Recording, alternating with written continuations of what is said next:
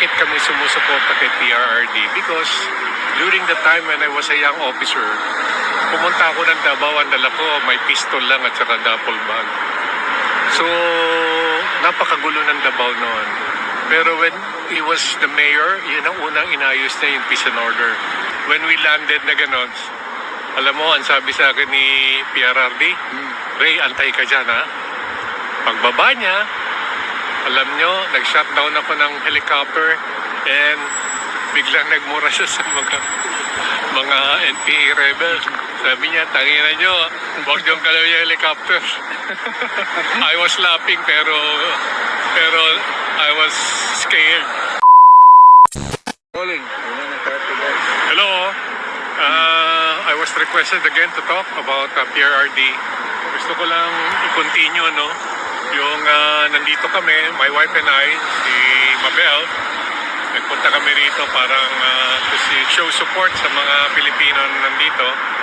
And we are calling din yung mga gustong mamasyal dito sa The Hague.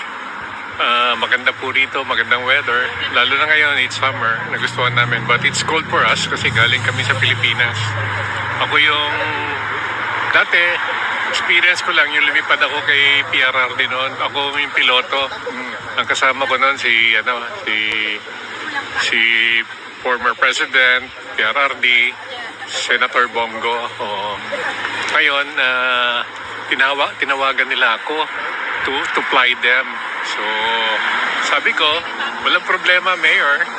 So, ginamit namin yung helicopter ni Pastor Tibuloy noon.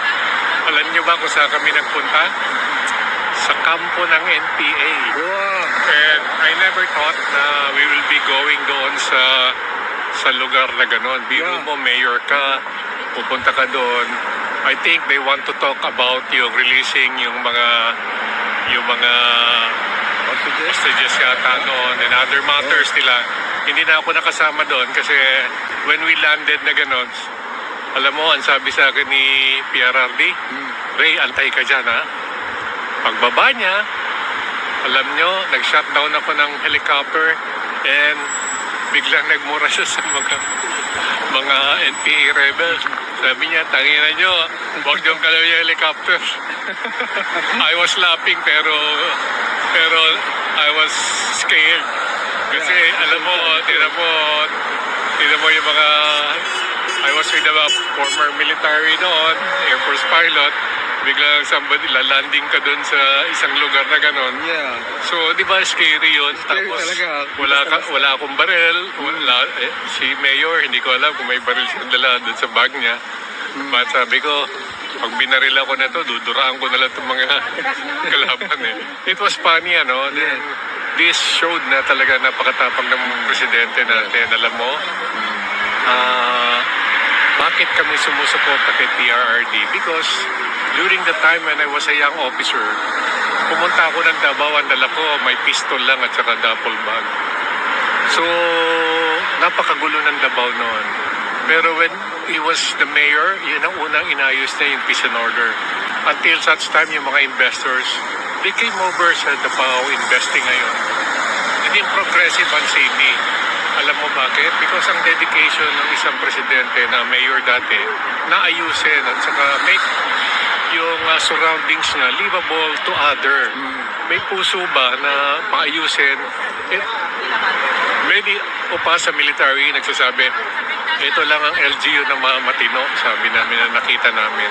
Kasi pag nalaman na corrupt ka ni mayor,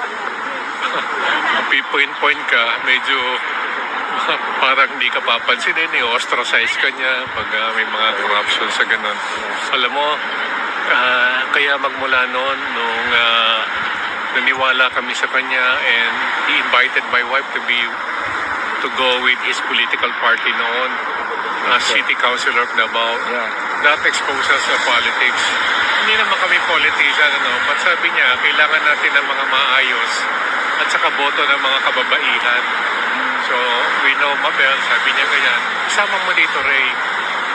At first, ayaw ko ma-involve sa politics. But now, my daughter is even one of the city councilors of Davao, Attorney Luna Acosta, na He's very active also with the law office of Torion. One of the lawyers of Torion law office ni Attorney Torion. So this showed also, nakakalungkot na nandito ang presidente natin. Pero mo 80 years old na. Yeah. Tapos dapat yung case siya dapat doon muna sa atin. Di ba? Meron tayong maayos naman na mga ano doon na judiciary doon. Bakit dito dinala? Malaking tanong yan para sa administrasyon ni Bongbong Marcos. So, hindi ba ang isang tao, ginrab mo, pina-special delivery mo sa ibang bansa, doon i-tried, parang maraming hindi makatanggap. No? You should not do that. Yeah. So, especially to an older one who are really loved by many. Ang mga OFW sa buong mundo is looking at him na maayos na leader, tapos ipapadala mo dito. How much more them pag sila na yung mga OFW? Hindi, lalo na yung mga mabababa, kaya mong ipadala. Yung presidente nga napadala. So, yun lang. Kaya kami, nalulungkot kami. It's not acceptable. Pero, ganun pa man. It was yung sa election last, yung election last May. Naipakita ng mga Mindanaoans ang dissent, ang galit sa what's happening to our government. Bakit ganun ang ginawa? Kaya lalo na coming 2028, many would like to have a leader na who could run the country na maayos, na walang corruption. Marami na nagsabi na this is the worst budget ng government in the entire history. I think I will believe it, and many believes that. Makikita mo naman ang kaliwat kanan ng ayuda, left and right. Samantalang yung mga ordinaryong tao nagtatrabaho, laborer, papasok ng 4 o'clock in the morning, magtatrabaho, sasakay ng bus, init, pag-uwi, 9 o'clock na ng gabi, pagod. So, kaya kami mga dito, mga OFW nandito, talaga nalulungkot. Nakita namin. So, yun lang, na-share ko sa inyo yung one of the experience ko na hindi ko makakalimutan kay PRRD, pero marami pa kaming experience ko na may kwento. So, mga exciting na kwento yon, pero kung katulad no, may nagkwento sa akin, paglabas niya ng bahay, may hinahabol na magnanakaw, pagkita niya, umahabol si PRRD. Meron na naman nagkwento sa akin, nawala ng brake yung sasakyan niya. Pagka-break, pump ng brake niya, pagtaas ng ulo niya, nakita niya si PRRD nagka-traffic. Mga funny stories ba niya? Tapos biglang ganito nangyari sa kanya, kaya nalulungkot kami. So, yun lang naman. And we're inviting you kung nasaan man kayo, kung gusto niyo mamasyal dito, and make a part of Sir Roy, last na lang. Ray. Ano pong para sa inyo po, galing sa inyong kaloban, ang message nyo kay Tatay Digong kung naririnig niya kayo? Ang message ko kay Tatay Digong, sana lakasan niya ang loob niya. Take all his medicines doon, wag siyang and consult a doctor kagad kung may maramdaman siya. We want you to survive, na magtagal ka. So people could see you when you come back sa Philippines. At hindi magtatagal to lahat. Marami nagmamahal sa kanya. Alam ko yan. Si Ma'am Hanilet nga, nandyan ngayon, sabihin mo sa kanya, nandito lang kami, lakasan niya ang loob niya. And I know, bright naman niya si PRRD, matalino yan. Nagbabasa yan, he could control himself emotionally. Kasi mahirap yung matanda ka na, nakulong ka pa. So, he was just like Mandela, the great leader of Africa, South Africa, right? So, ganyan nangyari sa kanya.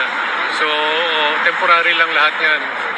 Alam niya yan, temporary lang yan. And life is like a wheel. Paikot-ikot yan. Kumisa nasa baba ka, nasa taas ka. To PRRD, Sir Mayor Ray Acosta here, tibayan mo ang loob mo. People are waiting for you as, again, our Mayor of Davao. Yes. So, we will will be missing you doon sa Davao. Meron ng kanta Namingaw na kami kay PRRD ni Max Urban. Pakinggan niyo po yun. So, yun lang naman. Maraming salamat sa inyo. Maraming salamat, Sir Ray Acosta. Thank you, thank you. Thank you, sir.